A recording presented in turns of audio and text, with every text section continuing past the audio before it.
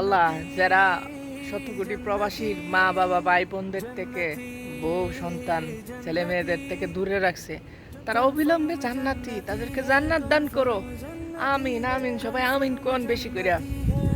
যারা নেটওয়ার্ক থেকে দূরে রাখছে বাংলাদেশের প্রবাসীদেরকে, বাংলাদেশের মানুষদেরকে, তারা অবিলম্বে কনফার্ম জান্নাতি। তারা তো জান্নাতে আগেই গেছে, এখন খালি কনফার্ম করছে, জনগণে কনফার্ম করে দিছে। তো কষ্টটা মানে বুকটা ফাইটা থাকা, 4-5টা দিন ধরে বাড়িতে কথা হয় না। কেমন আছে মা বাবা, কেমন আছে ভাই বোন, মানে কোনো কিছুই জানার মতো অবস্থা নাই। তারপরে আবার কি অনেকেই দেখলাম যে প্রবাসীর মা বাবা মারা গেছে, শেষ দেখাটাও দেখতে পারেনি ভিডিও কলে,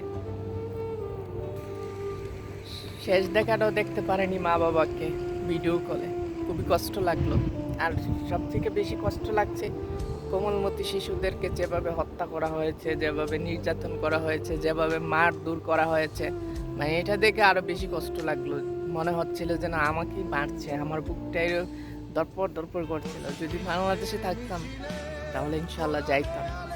আর কনফার্ম জান্নাতি লোকদেরকে বলতে চাই, অবিলম্বে সবকিছু শেষ করে আগের মতো বাংলাদেশটাকে ফিরিয়ে দাও। আর কত বাটফারি সাটফারি করবা, এইসব আর ভালো লাগে না। তোমরা তো এমনিতেই জান্নাতি, তো তোমরা আর এত কষ্ট পরিশ্রম করন লাগবো বাংলাদেশ নিয়ে? ছাত্রদের পক্ষে আছি, সবসময় থাকবো। ছাত্রদেরই জয় হবে। ছাত্রদের সাথে কখনো কেউ ফেরে ওঠেনি, এটা আগেই দেখেছেন। 1952 সালে ভাষা আন্দোলন থেকে শুরু করে যতগুলো আন্দোলন করেছে সব ছাত্ররাই করেছে। ইনশাআল্লাহ জয় তাদেরই হয়েছে।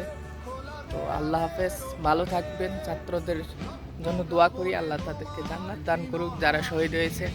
আর কনফার্ম জান্নাতি লোকটার জন্য আর কি কম, হ্যাঁ তো এমনি জান্নাত।